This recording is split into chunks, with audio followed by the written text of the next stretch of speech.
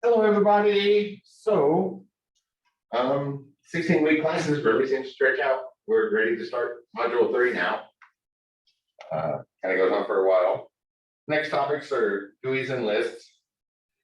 And whenever courses like this are set up, kind of have to set them up under the assumption that there's going to be people in the class that have never seen Python before.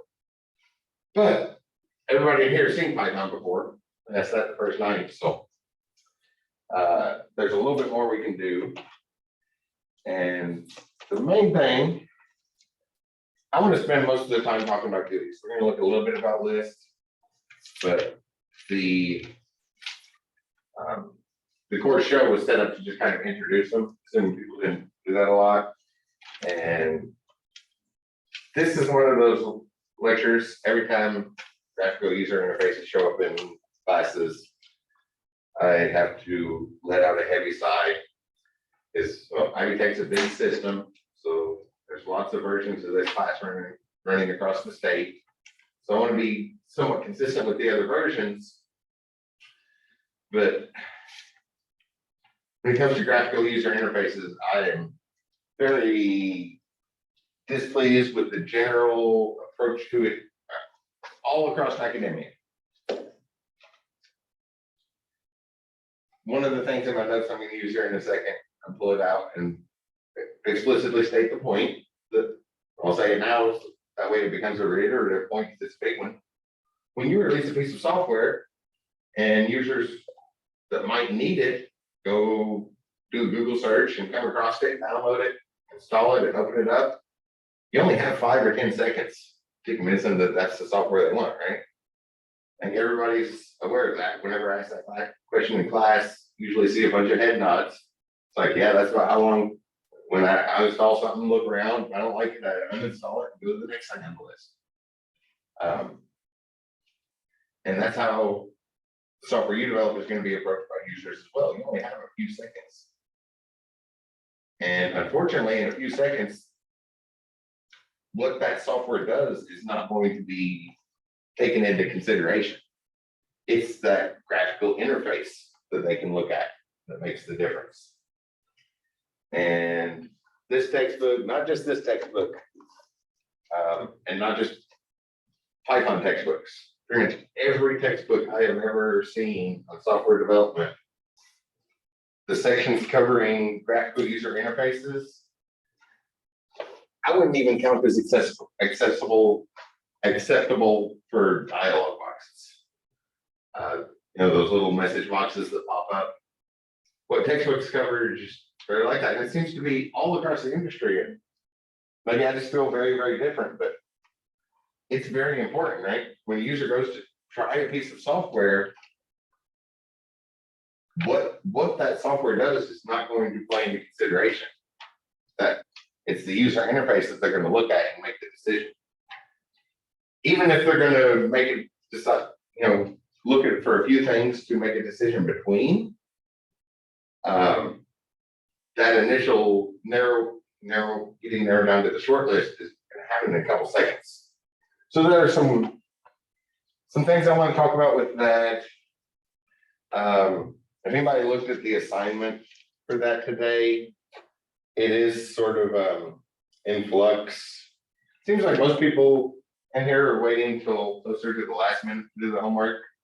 So I guess Mark's the only one this is really going to affect, that the homework's not ready the first day of the module. Your work always seems to be turned in immediately. Oh, which reminds me, there's only one more discussion board. Whenever that other discussion board shows up in module 6, please try to post early. That way there's time for a discussion. I think there was only one post on there for the whole module, and then at the very last minute, some more stuff. So we're gonna have a good discussion.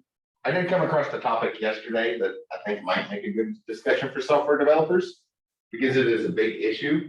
And I intentionally avoided it in the classroom yesterday because it makes a really good, interesting discussion. It was a really good one on Reddit a couple of years ago that ended up like a bunch of company representatives and personal individuals ended up getting kicked off Reddit because the discussion got so good. So I might add that as a discussion board at some point, but please, because we still have a few more points to make up, please try to post the discussion boards early enough. There's time to be a discussion. The module for the homework for this is kind of in flux. I believe I mentioned earlier, I wanted to look at different libraries. Because right now the SDEV 140 class is prerequisite for this. Looks at the TK interface package, which is built into every installation of Python, so we don't have to install anything other outside of it. But on the other hand, TK wasn't like the first one. It was late 80s, so Macs had GUIs going on them for 5 or 6 years by that point, well after the initial explorations. But the TK interface package, which when the guy put it together, he didn't even bother to give it a name. And when he went to submit it to his bosses, they asked, what's it called? And TK were his initials. That's the one that all of our other GUI packages are modeled after. So some of his ideas didn't go through. I've got a couple of things in my notes. It was written in a language called TCL, which most of our modern programming languages, TCL played a big part in developing those languages. So even if it's not fully integrated like it is in Python, we have the TK interface package available in most of our programming languages. It's a good one that's accessible in lots of places. That's a definite benefit. We don't have to install anything in Python. One of the big drawbacks is he didn't work in a whole lot of styling options. So making it look, customizing the appearance, we're a little bit restricted on. So it's kind of hard to make something that looks modern with it. But there were a few ideas that were great. Most of our interface packages are based off the TK package. So if you study that, it's really easy to move to some other ones. As long as you start out aware of the ideas that didn't carry through.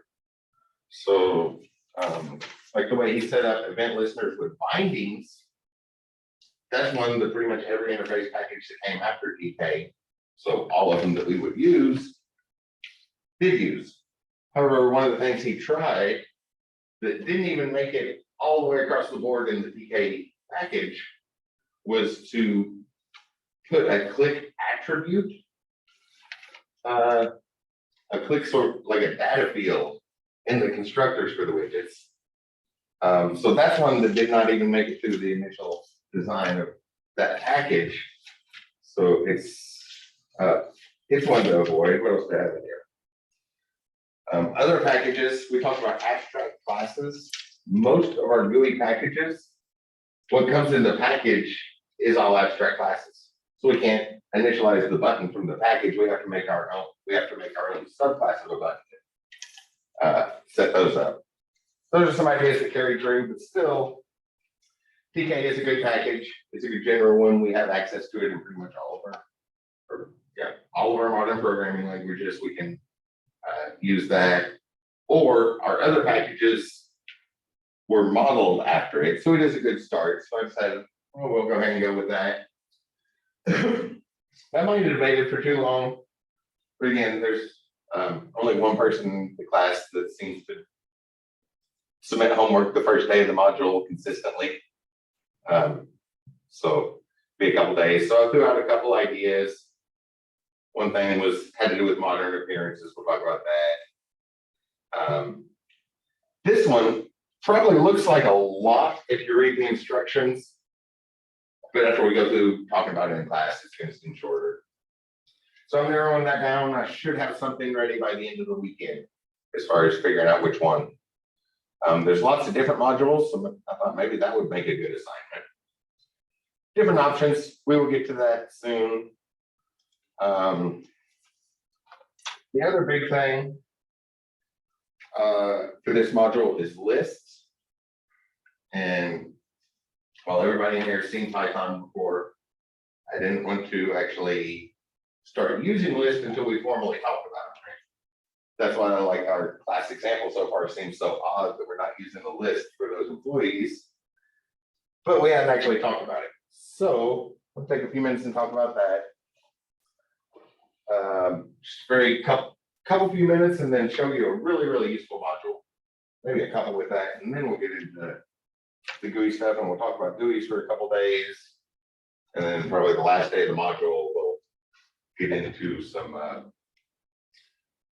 more detailed versions of the list. But everyone have lists around before we start talking about GUIs. So one thing, the TK interface package, the one we're going to look at, everything in there is a dictionary.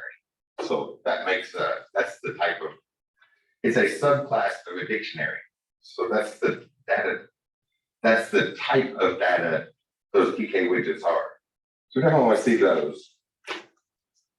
And then just a useful thing, but everybody's seen lists before. So just a quick analogy.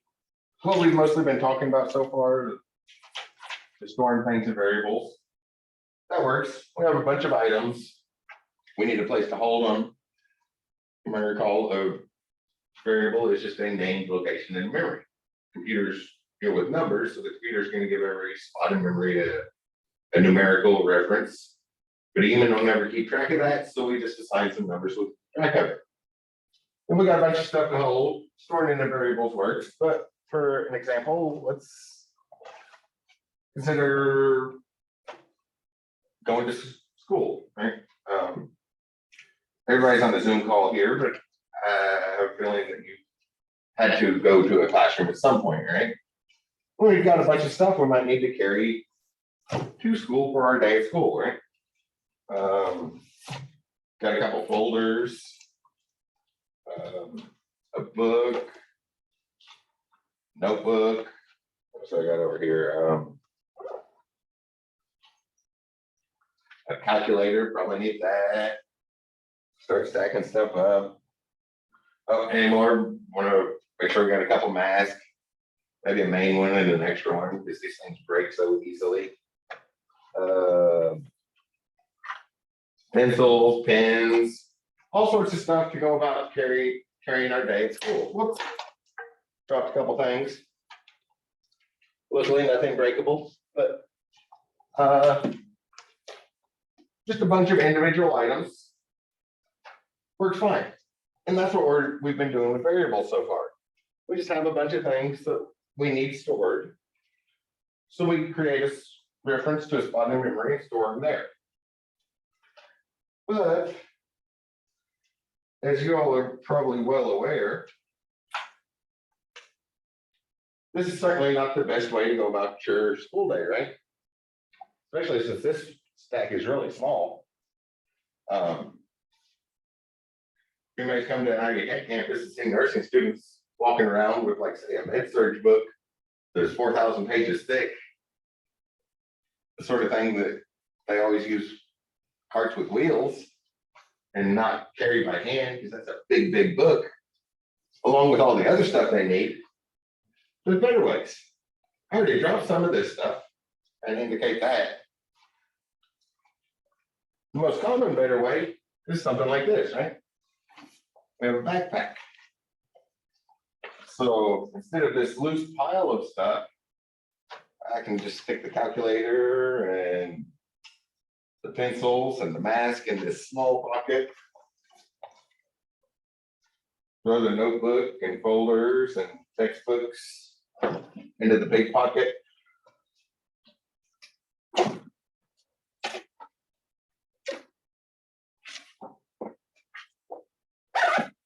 Zip it up, or something close to zip it up. There's already a laptop in there, all that stuff going on, and it's a lot easier to carry, right? Now my hands are free. Well, I dropped stuff when I was just holding the pile. It's a lot harder to drop stuff out of a backpack. And this is the idea of working with collections, lists and dictionaries and sets and tuples and custom ones that we make ourselves. But we have a collection of things, not just a single thing. And we don't really think about it so much with the backpack because we're intelligent, but machines aren't. Well, when we need something, like say I need a pencil, or get you one of the classes, stick with this example, it's to say a math class.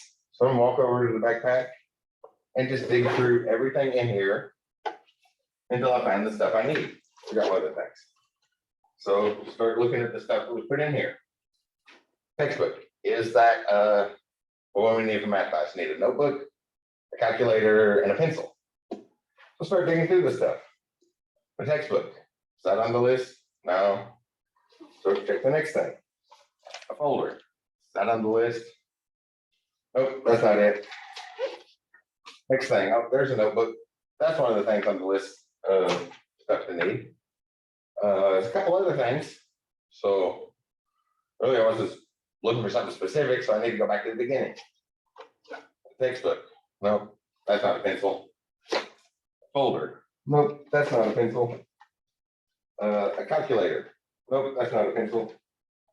A pencil, there we go. What else was there? Oh, a calculator. So textbook, nope. Is this a calculator? Nope. Is this a calculator? Oh, yes. And that's our process. A little extra exaggerated there because of how we program computers. But I think everybody's aware of selection structures at this point. But that's the idea. Instead of a bunch of loose data to carry, we put all of it into one nice collection that is well organized. And whenever we need something, we just iterate through that collection. That's an important word because one of the things about collections is they are iterable or countable. Truly means finite. Countable does not necessarily mean that we know how many things are there. We do not know there's 7 things. Countable means there's a beginning and an end. It's not going to go on forever. Right? For when we're at for loops in Python, say for I in some range, there is a beginning and an end. Versus a while loop, which could go on forever if we forget, like, say, increment our counter. That is infinite, not finite. So countable means there's a beginning and end. That we want iterable for our collection. We can go through things one at a time. Like in the backpack example, I can pull those things out one at a time and check if it's the item I'm looking for or not. The general idea is to work with the data all at once like that. Our general syntax, we have a couple of different ones we're going to talk about. I'm in more detail soon, but I know everybody's already seen them, so I just wanted to talk about them a little so we can use them when we talk about GUIs for the next 3 lectures. And then the last lecture of this module, we will talk about those in more detail.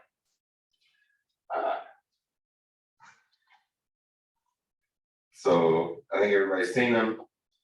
There's different types, but in general, when we iterate through, when we look for them, or to separate the individual ones, some sort of identification on them, we use indexing.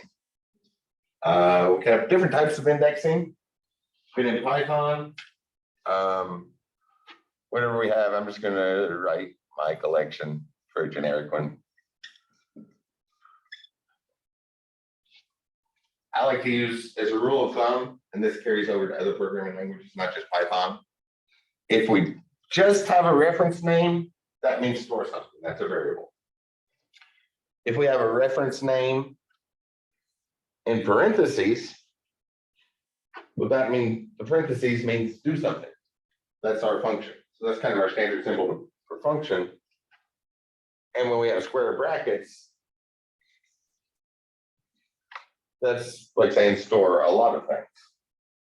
And then each one of those finite objects that we could iterate through, we need a way to identify it. That way we can go step by step and identify each individual one. Some sort of indexing, which is going to be usually either like a number maybe the 17th item in the collection, or that would be the 18th item in the collection. I think I've drawn this picture before. 17011011101. So we have a byte of data here. When we ask for this data, we ask from the very beginning. So our start point plus 0 over to 1, 2, 3, 4, 5, 6, 7. And we don't actually have it until we get to the end of this, right? That's an electrical voltage. So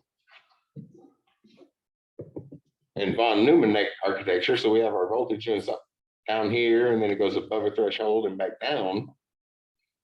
So we don't actually have a 1 there until we get above that threshold for the defined amount of time.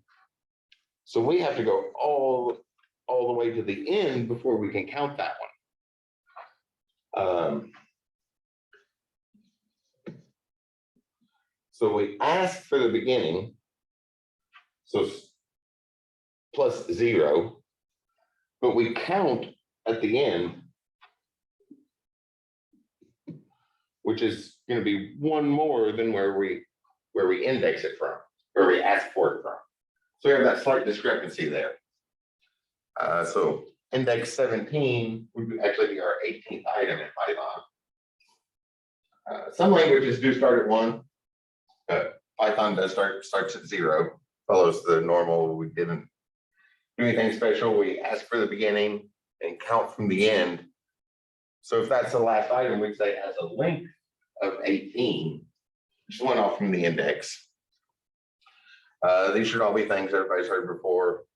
Oh, and then our other main type of indexing, numbers might not always be the most useful thing, right? We can also index with words.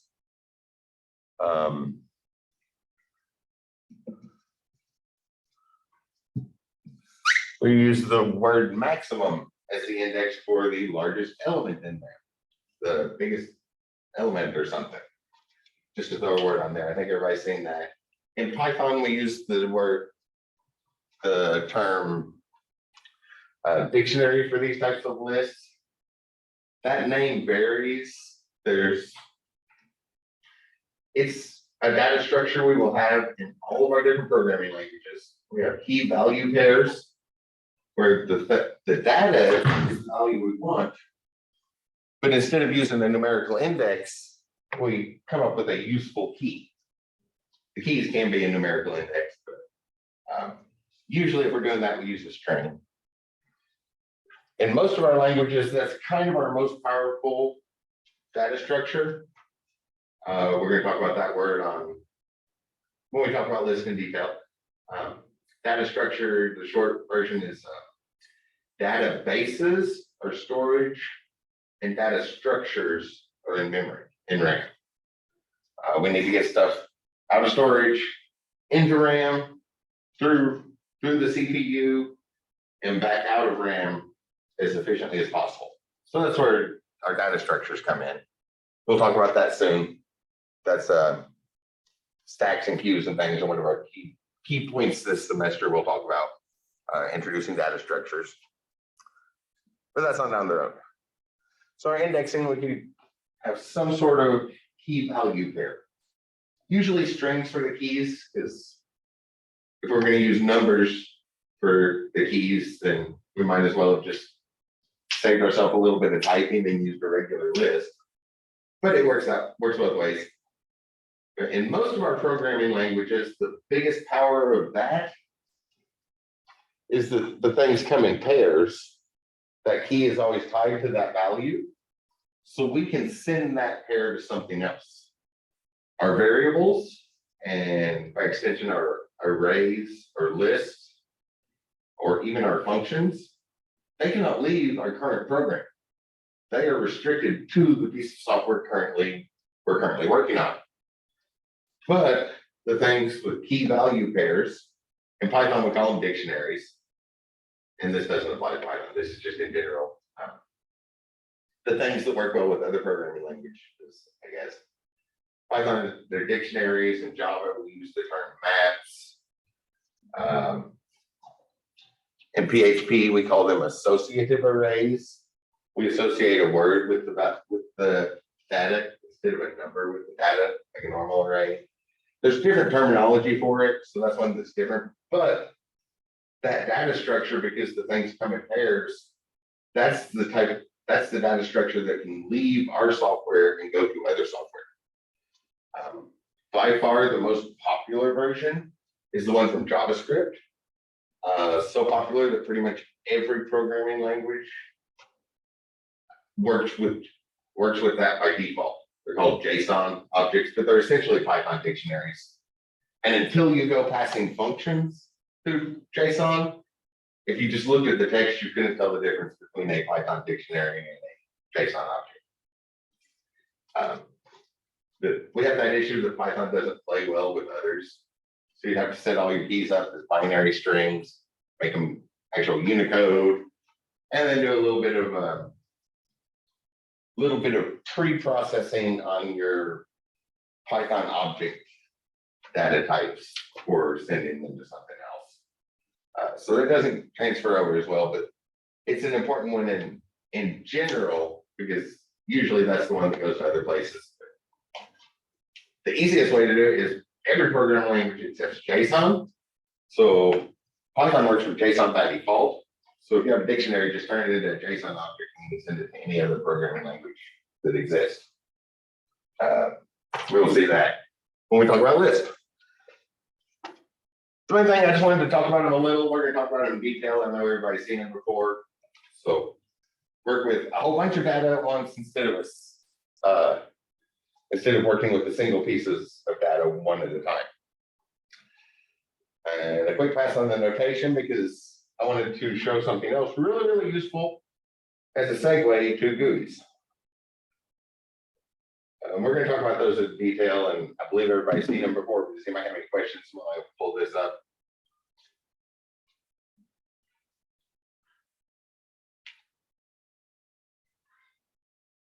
Okay, I assume the silence means no questions, because we've seen that before.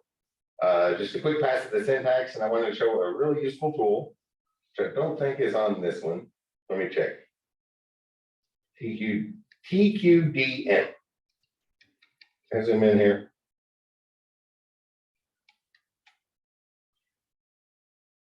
Oh, there it is. I thought I'd done that before.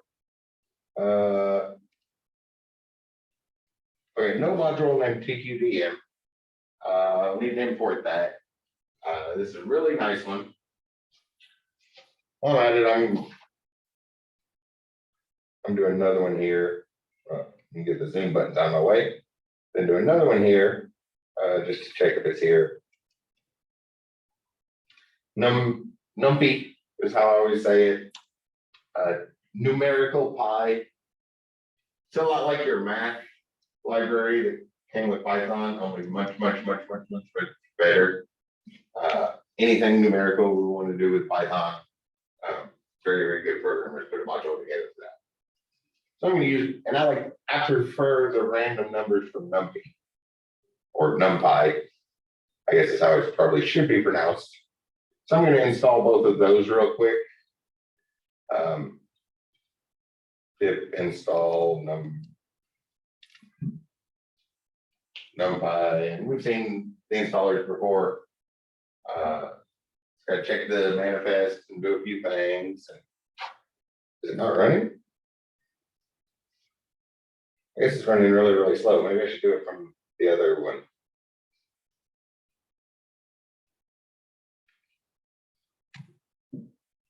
I'm going to cancel that and just come over to the command prompt and install it. That'll be fine. Oh, and in Spider, you can push Control L to clear that. Or not just Spider, anytime you have the IPython console, you can push that. Oh, it did install it.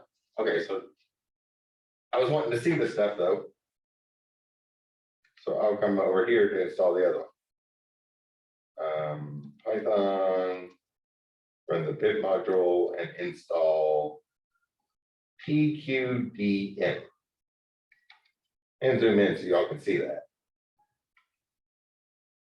Because this is a super useful one. When I hit enter, we've seen the installer before. First thing it did, it went out and checked, and there's a status bar. It filled up super quick there. But that status bar that filled up there in the console, that's PQDM. So a very, very useful one. I guess I can just exit out of this. Or here. Oh, excuse me for just a second. I need to go to sport.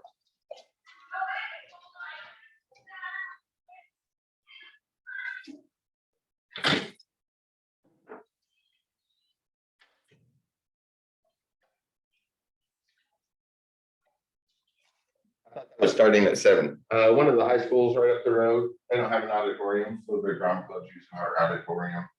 And tonight's opening night of Alice in Wonderland, I'm pretty sure. There were people who were walking around dressed as giant playing cards, and somebody that was clearly the Red Queen walking with them, and somebody that running around in a blue dress. So I'm pretty sure they're doing Alice in Wonderland. But tonight's their opening night. I didn't think it started till 7:30. Sorry. Okay, yes. So numerical Python library, Numpy. I assume I probably should pronounce that NumPy, but it makes me think of the word grumpy, I guess. This is what I always want to call it that. Oops. Cancel.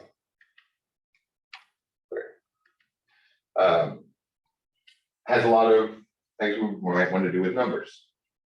And the other one, PQDM, is very useful. So I'm going to import both of those into a little script here. NumPy and PQDM. Also going to import time because this is just going to be a quick pass at the list syntax, which y'all are already well aware of. So I thought I'd throw this other one in there. And the only way we're going to see a status bar move for a trivial syntax pass is if we just have the computer sleep for a few milliseconds or something. Otherwise, that status bar, we just see the full, we see it full at the end. So I'll create a list, some numbers, starts out as a blank list. And then we would probably fill that with the for loop normally, right? So for usually I for index, this time I'm going to use E. In, and what you're probably used to is we would say range of 50.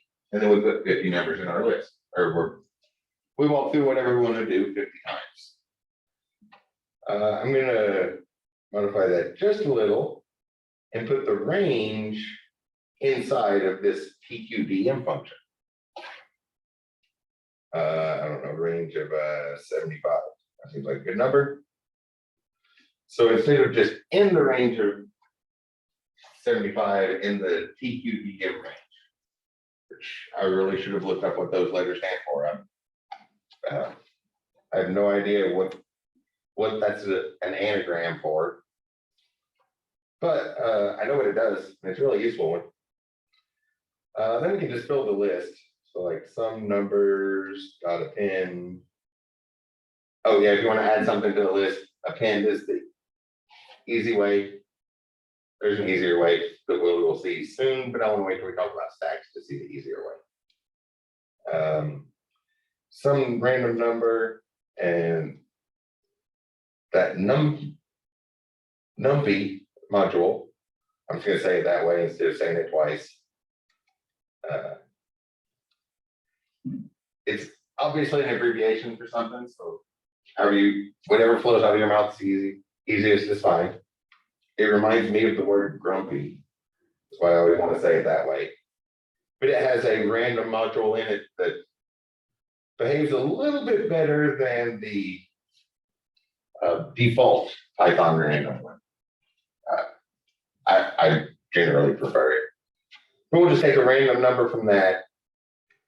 Because yeah, otherwise that will, if you just want to use the Python library, there is a random module you can import random and then random.ran right from the Python library. But yeah, everything in Numpy is available in regular Python. There's just better versions available in Numpy. So it's a useful thing. And then I'll put it to sleep because we wouldn't be able to see the TQN thing do anything if we didn't put it to sleep for a minute. I guess I could print those. Some numbers, index 30, and some numbers, index 33. Just print a couple of them. Whoops. Yeah, everybody's seen this before, so I just wanted to make sure and actually talk about it before we officially used it in class. But we're going to talk about it in detail soon. Square brackets, you need a list, some sort of indexing, and usually it's so index 3 is the 4th item in the list, and index 33 is the 34th item in the list of the 75 things we put in that list. Big one I wanted to show was the what that TQDM does, because that's a very useful one. So whenever you're walking through, whether you're walking through the list, the range, or something else, I'm surprised that didn't make me save it first. What? Oh.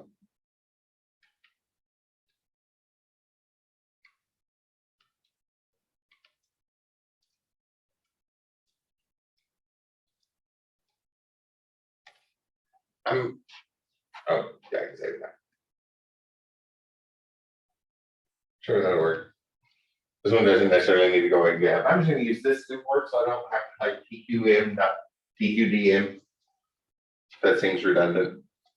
But in this module, there's a function by the same name as that module. That's the only thing in there. So now execute that in the console, run that.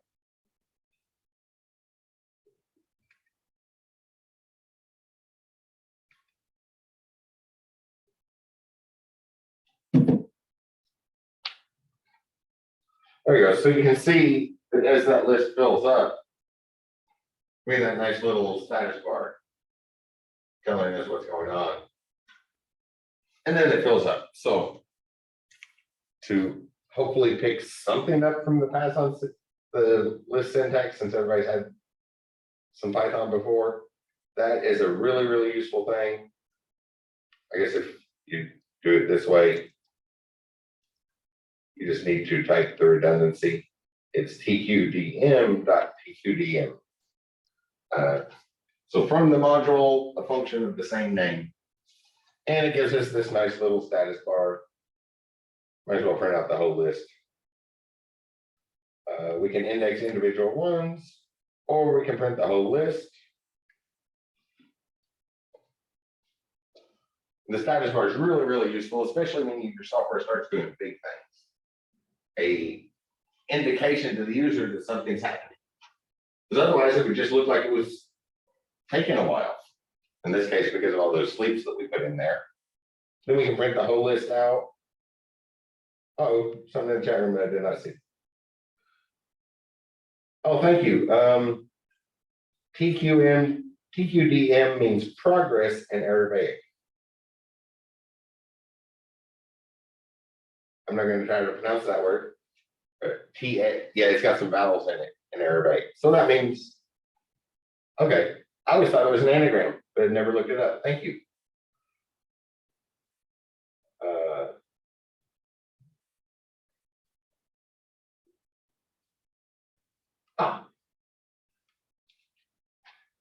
Yeah, it's probably the Arabic version.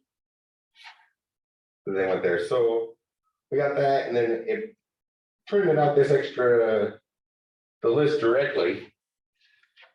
But I might remember we were talking the other day about args and quarks. where we put one asterisk, and when you create Python, you use args for the single value things that we pass up, or two asterisks when we have a collection of things to pass up. We have a collection of things. So if we put an asterisk to indicate that we clearly don't want to pass the list in, we want to use that list to fill the args parameter. Does that make sense? We don't want to print the list. We want to pass everything in that list in to that asterisk args parameter that all objects in Python have. The things that we pass up to the parent object. So putting that asterisk there. Oh yeah, the meter stored in it. The PQDM.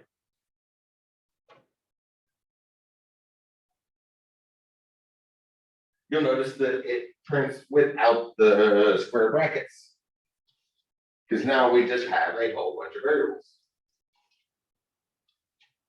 You'll notice it also doesn't have the commas between the things. But it's an alternative way to print the list, and a good example of what that args and quargs do. Which, remember, is the asterisk or two asterisks is the matter there. One asterisk and args, that means we have a collection of single values, and two asterisks and quargs, or keyword arguments, means we have a collection of collections. So if we put one asterisk into the print statement on a list, we're telling the Python interpreter we have a bunch of single values, independent values, not a list. We have a list of independent values, so then when it prints, we don't have the square brackets or the commas because they're all single values being printed out. Just an alternative, and just some people find that to be a helpful in understanding what args and quargs are. Kind of get a first grip at that. We had a collection where we told the Python interpreters like, no, this isn't a collection. This is a whole bunch of single values. So we just treated them as a bunch of single values because a computer doesn't know how to count to one. So computer's like, okay, single value. Oh, single value, single value, single value. Huh. Usually there's not so many things when you count to one, but computers don't know how to count to one. So that kind of just takes advantage of that fact, passing a list into a print statement that way. But hopefully that helps see a little bit more what the args and quargs are. Saying it's not a list, it's a bunch of single values.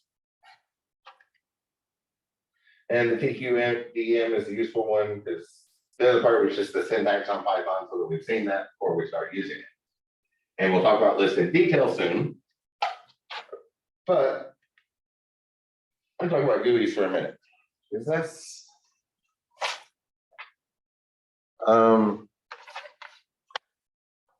that's something I think is important. Your end user, when they go to check out software, they come across the name, they're going to download it, install it, open it up, and you have a couple of seconds for them to figure out how to use the software. They're going to read a user manual, but they're not going to read the user manual.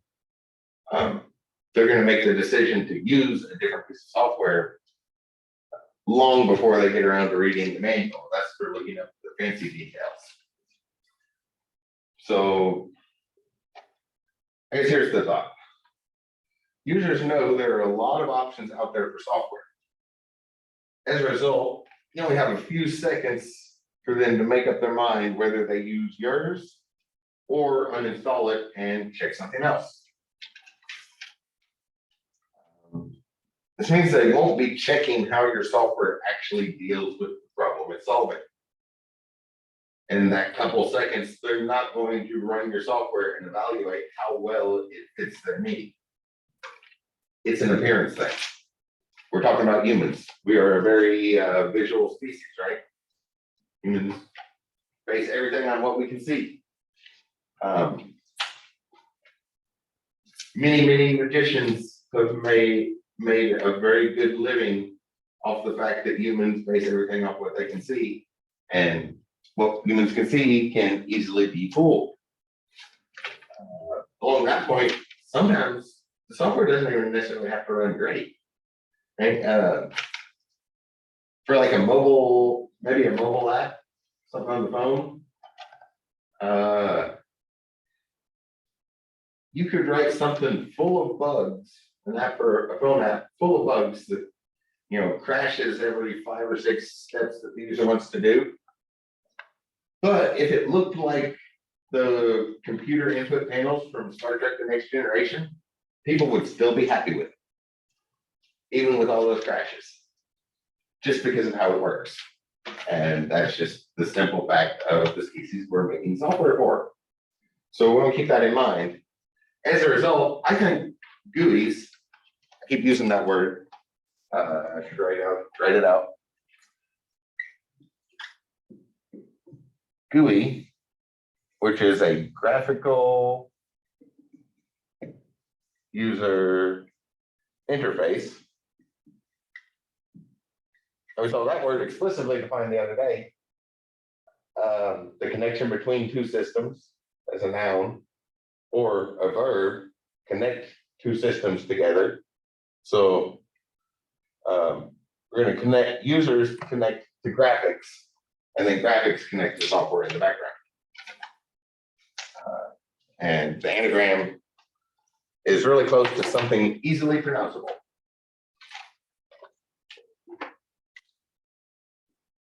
Or it looks like it spells a very common word. So we just go ahead and pronounce it that way.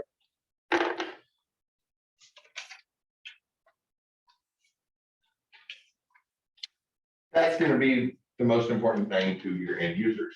So I rate that very, very important in software development. But at the same time, I teach at IVK. This is a statewide system, right? There's really only one community college system in Indiana. Everybody in Indiana is within 45 minutes of campus. There's so many students at Ivy Tech, it's quite often the state senate has to make decisions because it affects so many Hoosiers. So I want to be consistent with all the other ones, but GUIs are like an afterthought. The two ones that are in the module, if anybody looks at the homework assignment before I erased what was originally there earlier today, well, I put a note on there that says don't do this yet. It is going to be changed, but I didn't get around to actually deleting the original with today. If anybody looked at it, it would have been, I would have considered those trivial with turtle graphics. Definitely not graphical user interface material. I feel it's very important because, like I just said with the Star Trek, if it looks like the interfaces from Star Trek: The Next Generation, it doesn't matter how buggy the program is. It doesn't have to work. People will be super happy that it looks like the interfaces from the Enterprise on Star Trek: The Next Generation. All the pinks and blue buttons with round corners, that appearance, and yellow words. That's just how humans are. And they know there's lots of options out there. So they're going to use appearance to choose the one they want. And so we can fit expectations. Right? Some of the things I want to know is how do they get started? Where do they create a new file? How easy will it be to find the buttons they need? Right? Like Zoom has these disappearing buttons. We have to move our mouse around. Some of the Zoom buttons are in a different place the next time you move your mouse around. I do not like those at all. Most users would not be happy with that at all, would not have selected Zoom.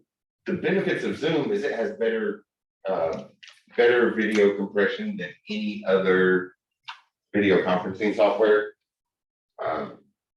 Check the size of those videos of tonight's recording when it's posted on YouTube and compare, or not YouTube, on Ivy Learn. Check the size of the video compared to another video of the same length. That's why Zoom was picked. So for one, it wasn't couldn't have been an average user picking that because an average user would have never bothered to check that. So I had to have been a computer expert that narrowed it down for a few institutions. Like, oh yeah, this is a good one. But that's usually not the case. How easy will it be to find the buttons? Does it look familiar? These sort of questions have led to sort of an unofficial standard of what a GUI should look like.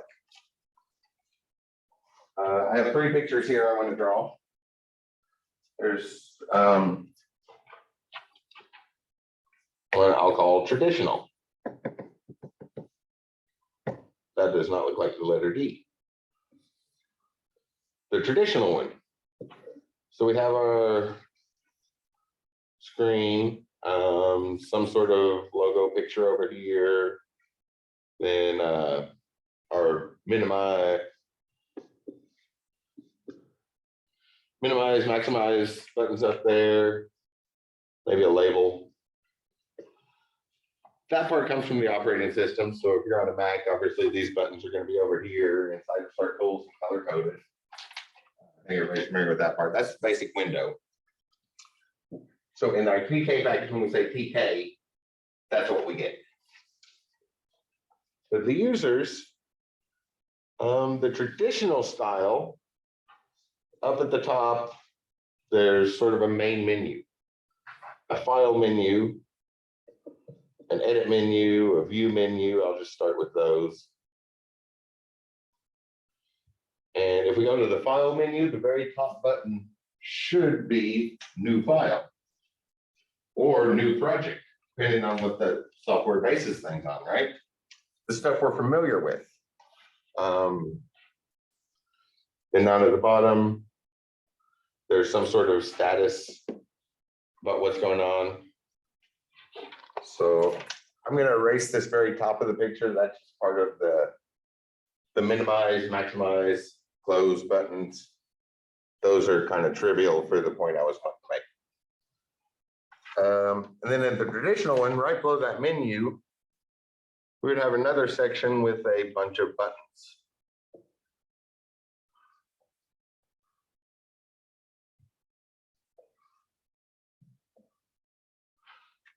Hopefully that picture is kind of coming through there. So I switch to this view. Yeah, it looks like it's kind of showing up. I want to fit 3 of these so I don't have a whole lot of room. But that's the traditional layer, the traditional GUI. Up at the top, we have that main menu, followed by a toolbar.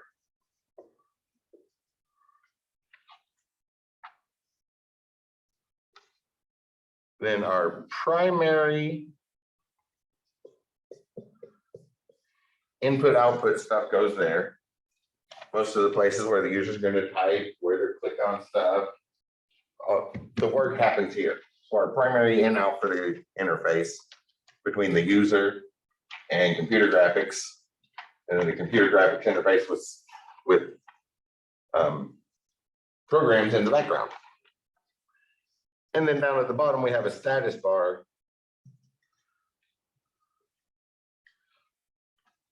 Letting people know how it works. So this is kind of what we get with the TK package by default. It was made back in the early 80s, so it looked like that for a while. Another instructor here at Ivy Tech in Sellersburg, we're saying names on the recording, it's not his class. But I know he tells a story of one time he was overseas in China and needed to get some work done after the day's convention ended. He went to his hotel room, or maybe the lobby in the hotel or something. He went to the computer there and he recognized the icon, so he opened up the software he knew, or was at least somewhat familiar with, but it was a hotel in China. So it was definitely not written in English. He couldn't read any of the buttons. But he recognized that traditional layout. He could tell what the main menu was, the pictures below it, or maybe it was missing the toolbar or something. And knew that traditional layout. So what he did is he looked through the menu and took a guess where the language controls would be. It's like, okay, if this is the standard layout, I'll put quote marks around it. There's not an official standard. The convention might be a better word. If this was set up, software was set up in the conventional way, then the language button would be right here. So he clicked on the menu, went through a couple menus of where he thought it would be, and saw an American flag. So just by that standard layout, he was able to look at a menu in a language that he did not know how to speak and translated it and find the button to switch it to English just because of those conventions. That's a little outdated. That's very outdated. That seems like a long time ago. We still see that some. That's why I call it traditional, because it's one that it seems very outdated, but people have tried to modernize the appearance, but it still looks that kind of that way. What do I call the other one? Ribbon. This is probably still 15 years old, but that was updated at one point. Have the main menu and the toolbar, and then keep getting more and more buttons that get more and more cluttered. So, I don't know, 15, 16 years ago, was kind of an update on these where the main menu and toolbar were combined into what we call a ribbon. So we would have tabs with a bunch of buttons.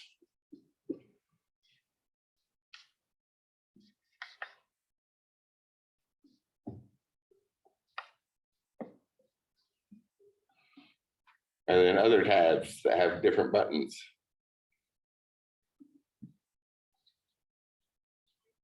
So the combining the main menu and the toolbar. Obviously we have tab panes in the DK package, so that one we can make almost by default. About that time, it was also decided that we could do stuff down in the status bar. If that's the area we use to keep the user up to date on what the software is doing, probably be handy to have a couple of buttons down there. So those are usually, we started to categorize them, and maybe a couple quick access buttons down here.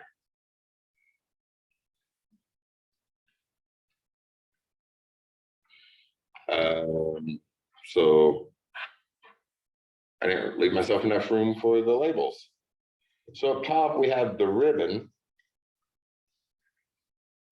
which is like the main menu.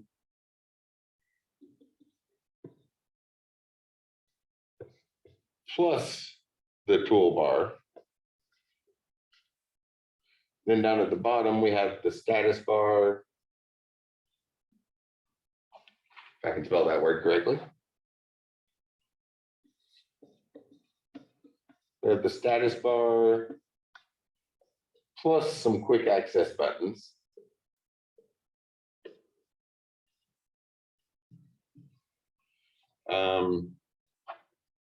Still have our primary IO content filling up most of the screen.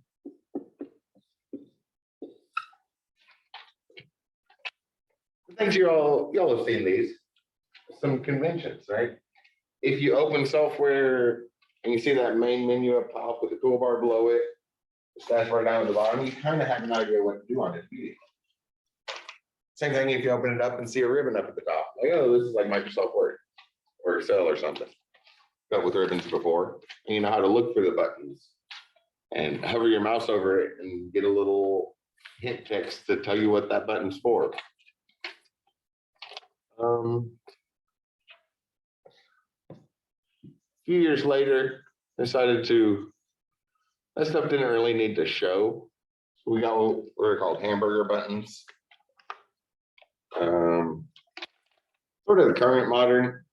There's been some style upgrades, but I don't know if it's really settled into a common thing.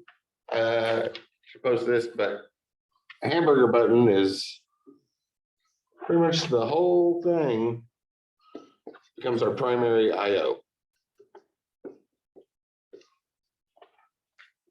A lot of them still have the status bar down at the bottom. maybe with a couple quick access buttons still, because that goes really good with status. When it gives us an update we need to worry about, we click the buttons right there. But instead of all these menus before, so well, we can hide those. Let's get those out of the way. So that's those buttons that have the 3 lines.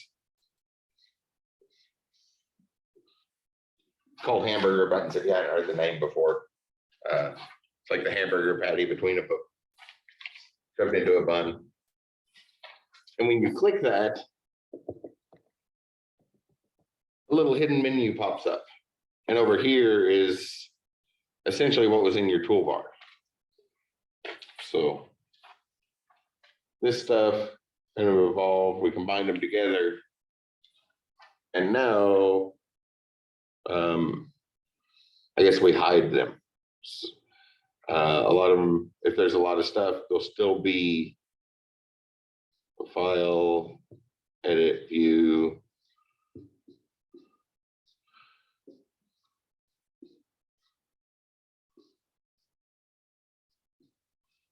We have our buttons, styles and colors. I think everybody's seen those before. It's just the evolution. So all we did is hide it and rotate it. Hide and rotate. But the same function, the same things were available way over here. We just put them in a different spot. Anything else in my pictures? That's a general idea. These are things that I feel quite certain everybody here is already familiar with, right? Y'all have used computers.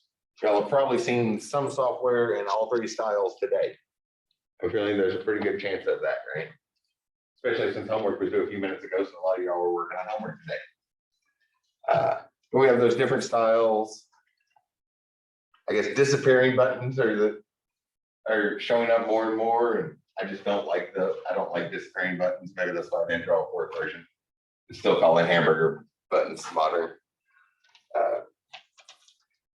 But it's the same functionality that we've always had. It's just a different layout. Layouts change over time.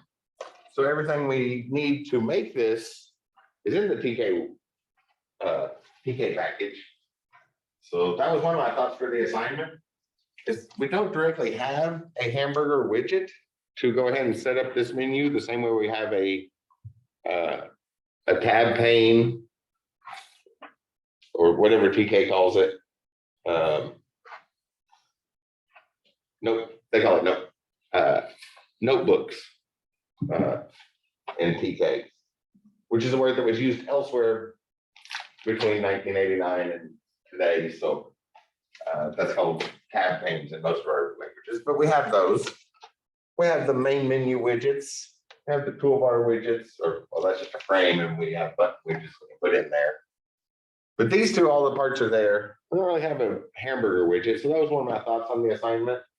That might be useful for y'all. Then you can use the TK package to do that. We can cover a bunch of things on it.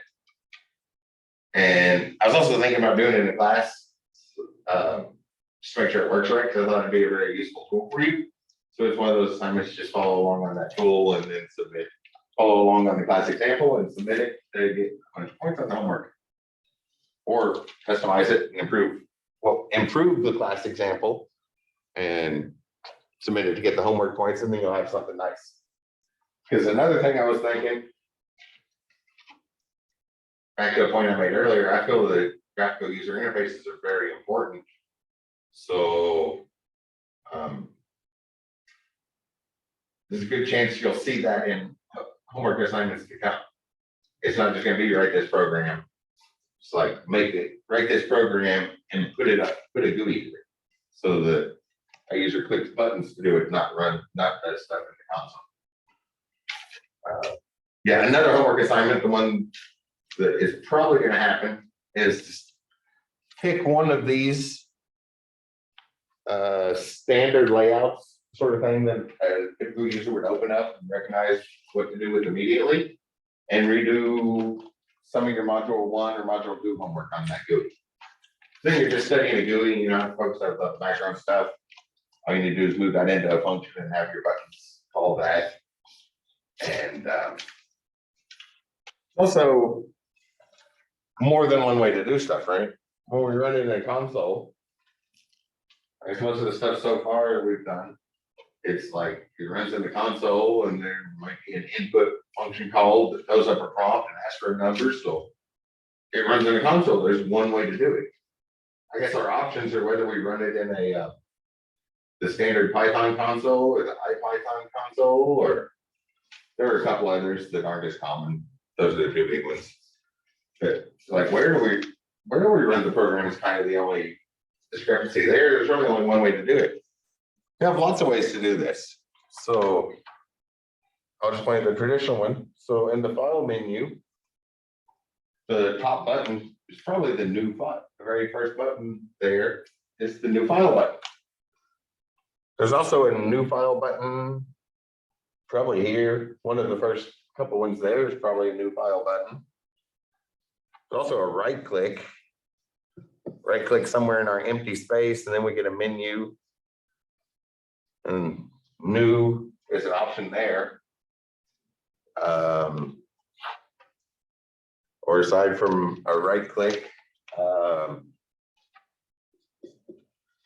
Control plus N is fairly standard to get new ones. Sometimes Control N made more sense with another function in a particular piece of software, so we do Control Shift N. But that's pretty typical to get new. But there's not different functions that they call. They all call the same function. Right? We only write the function to create a new file once. But then we put 10 different ways to ask for that function in the graphical user interface. That's the sort of thing I want to look at when we look at these. Typing code is straightforward, copy examples. I sent out some examples that look like this. One of them is modular, one of them is class, the class notation for objects, which is really what we want, because most of our graphical user interfaces were based off that TK package that we're going to look at. So they took a lot of things from it. One of the things they did not take is the TK package has concrete objects, which means we can instantiate those directly. We can just make a button object and put it in. But most of the things that came later based off the TK package, and hence, at least in theory, improve on what was done in the TK package, the TK interface package. They left the widgets as abstract, so that when we wanted a button object, we had to make a child of the thing in the package, fill in some customization points, and then that's what we would instantiate as an object. So at least for our class examples, we will probably do that with the TK package, even though we technically don't have to. Just like the example we saw the other day, when we set up our objects, when it came time to instantiate them, we still used laborer, clerical. I think we used upper management. Whichever one we used, we did, but we could have used that original employee one every time. So we'll just treat it like that. We'll kind of make our own custom subclasses of those widgets just to see the customization. I was really thinking about doing this. That way there's a widget to have the modern view, because that's definitely missing out of the TK one. But I knew I was going to spend all night tonight talking, so still a couple days to work out the details.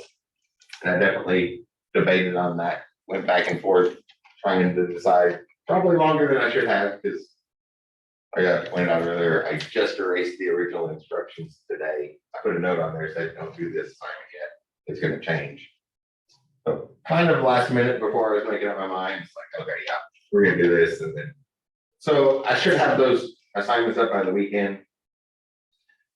And yeah, the basic idea is we have lots of ways to do something that the users familiar with. That way, when they install our software, they kind of know what's going on with it already.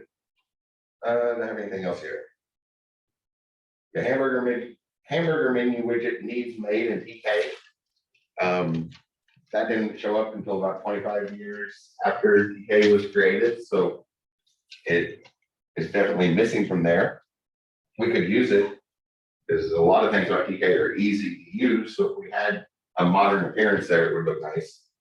Oh, it was improved along the way. There's a TK interface package 2, or in Python, tkinter2, which we usually import as the standard is import as TTK.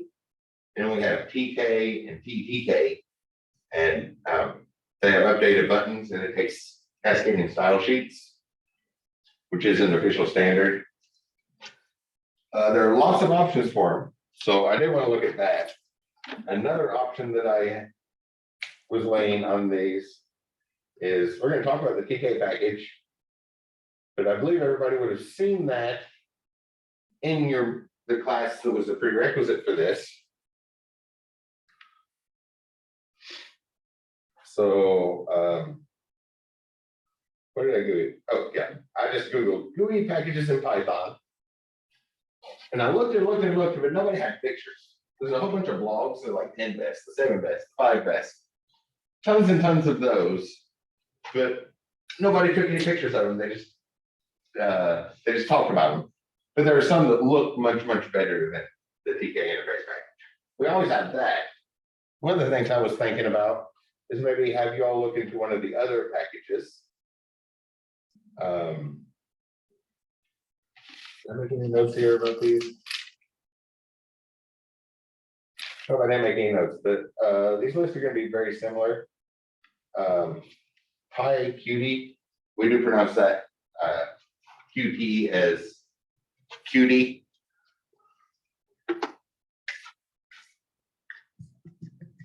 If you can see that word. So PyQt is a very, very popular one. A lot of people really like that one. You just install it and kind of go with it. I think this is the one that I'd look at. Yeah, if you just Google GUI packages Python, you'll find a huge list of blogs reviewing them, but no, at least the entire first page of blogs reviewing GUI packages in Python, nobody bothered to take a picture of what the widgets look like. I was going to hopefully look at some, but try some of these other ones. So like PyQt is very, very popular.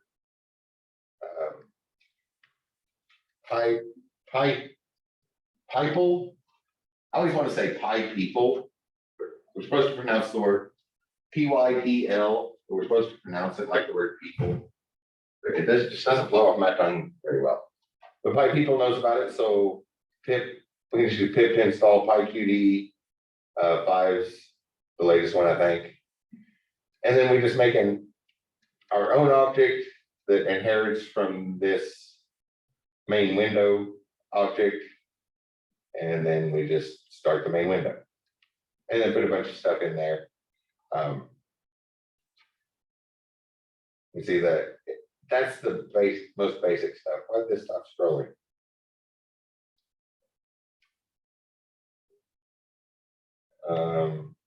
Yeah, they took a picture of the windows like this, but not with the buttons or text boxes or any of the things that would be relevant to see. It's like, okay, yeah, they ran that on Windows 7.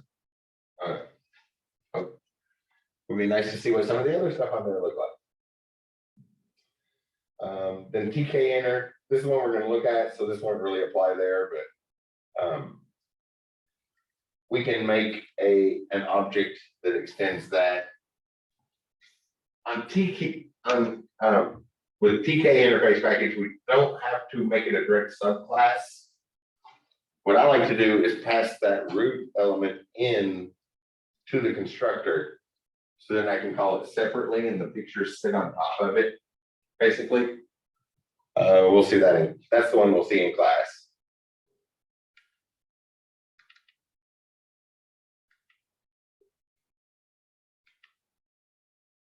Why does that keep stop scrolling? Yeah, and that picture doesn't really show us anything about it.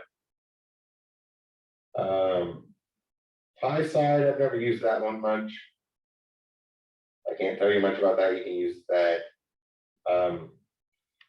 Kiwi, I've been seeing a lot. I keep hearing about this. I've never used this one before, but it seems to show up right at the top, pretty much all the current list of best Python packages. Windows, OS X, Android, iOS. So it works on them. There's a slight issue that interpreted languages will work funny on your mobile devices, Android and iOS. It's not really slow. I'll talk about it at some point later. It still works, but it doesn't work. It's noticeably not as good as a compiled language on those. And that's because the mobile operating systems, they're not an operating system like what we have on our, well, on my PC here. It is like a Chromebook, where it's not a traditional operating system like a desktop or a laptop. It's actually more like a Linux network. And every piece of software is a virtual machine running on a network. So it behaves differently, and interpreted languages don't do quite as well in that environment. They still work. I've seen that one more and more. It's at the top of my list of things to try when I get a chance, but I haven't got to yet.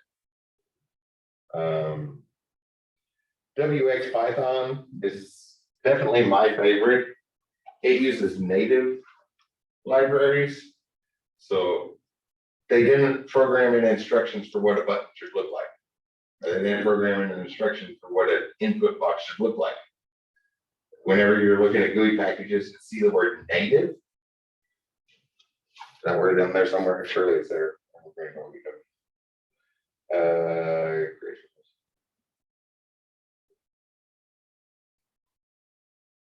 Oh, they didn't put it in this description. So whoever wrote that blog kind of skipped it. But the word native means that the software will ask the operating system what it should look like. So there's no instructions in the library or the package saying this is what a button looks like. There's instructions to ask the operating system, what does a button look like? So then when you run your Python code, which is already cross-platform anyway, on a Windows 10 system, everything looks like it belongs on Windows 10 system. If you turn around and take that same code, the GUI package and everything over to a Mac and run it, WX Python is going to ask that Mac operating system, what does a button look like? What does a text input look like? And then it'll look appropriate for a Mac. That's what native means. Most of our programming languages do have a native, something native to use. It's kind of nice. And for those, once again, we inherit from something called Frame and just build all that. There's lots and lots of options. That is definitely my favorite one. But that was another option. I was waiting for the homework assignments, which should be written by this weekend. It's just look into those, and yeah, the target advertising is broke. I know the people in the 153 class have seen this, but this class might not have. Find some gold to try a traditional drawing making method, lost wax, where you carve something in wax and pour molten gold on it, or wrap it in clay so you have a mold. Then when you pour molten gold on it, that wax is annihilated instantly. Gold. A traditional jewelry making material. But after I ordered some gold to do that, the targeted advertising seems to have gotten stuck. It seems to think I don't want to buy anything but precious metals ever again. It's really getting annoying. Like I'd like to see a commercial for anything else. But that's beside the point. This was one of the options, looking into those GUI things and just look into a couple of the different packages, see which one you like. And then just like we did with the IDE, you'll do that something small for this week's homework, and then use that GUI package as we progress through the semester, just like your chosen IDE.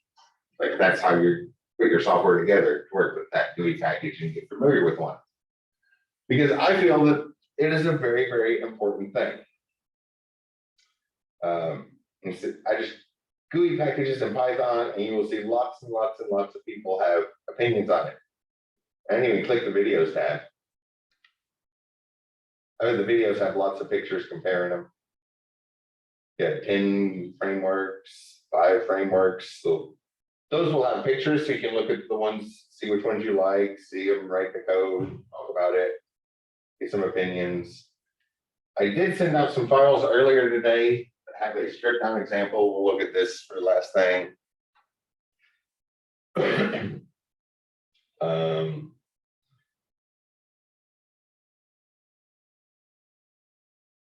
Oh yeah, this file.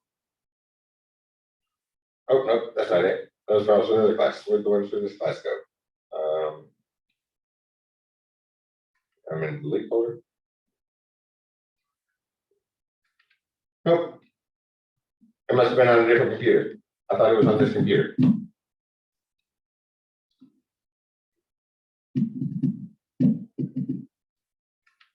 I can grab it from the announcement when I send them to you, although that'll work. And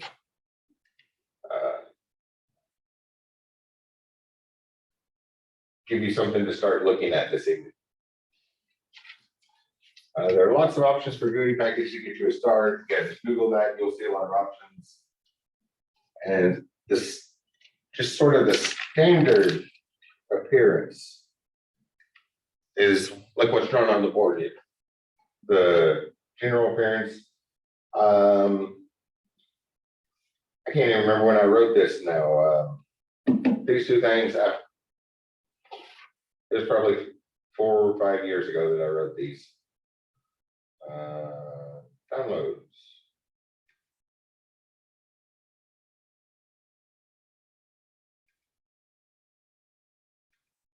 Oh, whoops, TikTok. Oh, too late.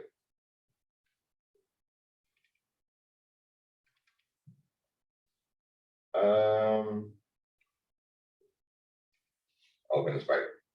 Open.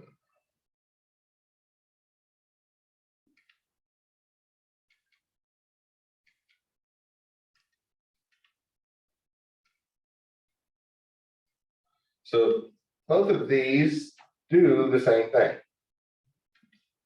But one of them is written in modular format, which means there's just regular looking functions. And then we call the widgets directly, and a whole bunch of comments. I wrote these a couple years ago, and the other one is written in class notation. So we created a class. With TK, I prefer not to inherit directly. But we could just inherit directly from that and essentially get the same result. And then do the same thing. These are both exactly the same. So if I run that in a dedicated console, so like this is the class notation. Y'all have seen class notation. There's a bunch of comments there describing this. You can see what's going on with it. If we're using TK stuff, I will be fine with either one. If you want to connect things and expand it, the class notation is definitely better for expansion. Because then we take the things we've already made and create child objects and add more details into them, so it still looks like it goes with the previous stuff. But yeah, just a basic example here. So like up in the top level menu, this is a bare minimum example. Obviously, we probably want more than one menu and more than one button in there. This just does one thing. So there's this button to say hi, prints out a little message, or in the input, we can enter a name and click the button here. The primary IO content. So the traditional view, the main menu up top, the tool ribbon, if I put the rest of my name in there, a button there, still prints out the same message. Status bar at the bottom telling us what's going on. That standard appearance, we want that. That's the point I was wanting to get at earlier, that when a user downloads your software and opens it for the first time, they expect certain things. They expect it to look familiar. And if it looks familiar, they're going to spend more time with it than if they don't know what to do. They opened it up and was like, oh, close it. They're all probably also going to tell their friends to try something different. So something to keep in mind. I don't know, put in another word, or if I right click, there's a button here. So lots and lots of ways to just print that hello world message. But I didn't write lots of hello world messages or functions to print the message. I'll scroll down to the bottom. There's only one of them. That if we use the click attribute in the constructor for, like, say, a button, then we have to create helper methods. We can't call that from the same way we do the other stuff. Can't call it from the same way we do a menu or a right click. So that's why that idea did not carry on after the TK package. So we'll kind of avoid that in class, explicitly showing it. But really, there's only one function and just lots of ways to call it. The right click menu always looks like this. That is pretty much the exact copy and paste. You copy and paste from this file, you never have to type that code yourself. That sort of thing. Might not hurt to type it once yourself just to kind of see what's going on. But that's the right click. It always looks like that. And up here we have like the status bar, the input prompt or label, the menu that gets called from that function about the calling them, the main menu up top, some stuff to look at. This other one does the exact same thing, only the say hi function is up top. Again, with the helper function here, might do it a little bit different in our class example. Descriptions on what's going on, but the exact same thing we just saw. It's just the code is written differently. But something you all can look through and see how those parts go together and really reuse. You can get rid of all those comments so you get down to the basic code once you know what to do with it, and then just modify it to fit the current needs for some of the whatever the current software assignment is or ends up being. And then you don't have to start completely from scratch. That's one of the ideas of software development is we build on what other people have done. So this was a class example, but you can use it. You can see the same stuff. We right click and get the method or put my name in here and get it from the main menu. Lots of different ways to do the same thing. Lots of ways to get the same results. You're going to want to work on developing your own personal style when you write your code. I still kind of see that a lot when I'm grading. It's like the styles change. I always like to look for it because I get excited whenever I see your own personal styles start to develop versus changes that are clearly you looked it up in different places. Right? The example you use this week is different than the example you used last week. So you're eventually going to want to work on developing your own personal style. It will also help a lot of these things make sense because computers don't process in the same way humans think, which makes it really hard to put in words. So I try to point you in the right direction, but that's also why jobs ask for that experience level. Because some of it is really, really hard to put in words. So they want to make sure you can do it and develop that intuition for it for something that is really, really difficult to describe because they can't just ask you questions about that. It's really hard to put in words, but easy to do because machines don't do anything. Machines can't make a difficult step, right? Machines only do easy things. They just do lots of easy things really, really, really fast. So it looks like they're doing something hard. But that's something to look over here with the stuff tonight. That's the traditional. Those are both the one labeled up here as traditional view. TK calls the tab things notebooks. So that'll give you a hint what it will look like. Oh yeah, there's one other thing in that file as well. TK was developed back in the 80s, and somewhere along the lines, Seems like the official reference stuff kind of got lost. There wasn't good reference. So a few years ago, this guy in New Mexico, a college down in New Mexico, he wanted some good reference material. So we spent a while putting together his own reference material. And this has kind of become the most popular one. It's really, really good stuff. It takes a minute to get used to how we put things together. Let me find something. I'll click on button. That's a basic one. So what I was saying about official documentation, it's really hard to read. Right? The people who wrote the official documentation are really good at programming, not writing interesting prose. So documentation might be hard to read, but you want to, official documentation will always be up to date. It'll be a lot more accurate, a lot more thorough than the tutorial. So what you want to do is don't just use the tutorial to finish your program. Use the tutorial to learn to read the official documentation. So look here first, and then yeah, it was pretty much Python programmers worldwide very, very quickly decided that his reference material was the best. It's kind of hard to follow his style. At least that's what I thought. It took me a minute. So look here. Okay, so this is what it looks like to initialize it. We have these options we can put in there. It's like, okay, that doesn't make a lick of sense. So then you're going to go over here and say button NPK. And something like tutorial point that usually has a good description. Actually, I'm not even going to do that one. I've already talked about this with most of the people in class. Most of you all say for videos.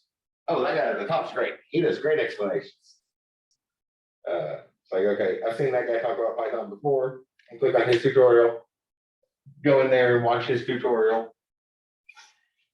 And then when you see how to do it, we're not going to actually watch it here. That guy is pretty great though. So if you see his picture in the thumbnail, that is definitely one you want to click on. And when you see how to do it, then come back over here and look at this again and be like, okay, I see what that official documentation was saying now. And then you'll get used to reading this, which will be much, once you get used to how he put this document together, it will be much quicker than any other tutorial or video or anything to see the entire package, not just a quick introduction to it. That's the other thing about official documentation, is it will have the entire package. Yeah, then the methods we have in there. So use the tutorials to learn to read the official documentation, which TK interface package was built back in the 1980s. So the official documentation was lost a long time ago because it was probably on paper and a file cabinet and didn't make it on the internet some years later when the internet got big. Or if it did, it's hidden deep in the name that nobody's ever been able to find. So this very quickly became kind of the go-to. You'll see this document all over the place. I sent that out and went through there, get started on this, and we're going to spend a couple nights talking about GUIs. And then those examples, you can use those. Whenever I give you an assignment, say put this in GUI, open that up, delete the comments out of it, and modify it to fit your needs. Copy and paste to add a couple more buttons, bring some different pictures in, add some words in the top level menu or the context menu, and change whatever the primary IO is to fit the current needs. Then you're ready to go. You don't have to start from scratch every time. That's the basic idea of where we want to get to. It's definitely lacking a hamburger button so that it would look modern. So that was one of my thoughts on a class example to see how we extend and customize those libraries. But I should have the assignment up by this weekend. I think that was most of what I had for the introduction. CK was an early experiment in graphical user interface. Some parts followed through the other things, but some things did not get repeated. So we'll talk about the difference in those. Look at different packages. There's different ones. WX Python, definitely my favorite. It's got a lot of options. Kivy has been very, very popular. Moving up in popularity over the past 5 or 6 years. Keep seeing it moving further and further and further up those best of lists. And PyQt has also been near the top for a while. So look into some other ones. This class stretches out for 16 weeks. We have time to experiment, try things, see what you like, see what you don't like about different ones. Give it a try. If you have any questions, let me know. As always, the only thing that makes noise on my phone are text messages and my relearn messages. In our modern world, the phone would never shut up. So you all have the quickest route to get a hold of me. Those make noise on my phone, so I can jump back in a Zoom call and address questions almost immediately. For the next 10 minutes, immediately. Otherwise, the first chance I get. I guess that was all I had on tap for today, and we'll talk about buoys for a couple days. See it in action because it's an active subject we learn by doing. I think we got most of the general talking out of the way tonight. Does anybody have any questions? Nope, I think I'm good. All right. Well, you all have a great weekend. I will see you on Tuesday. If you have any questions, let me know. Thank you.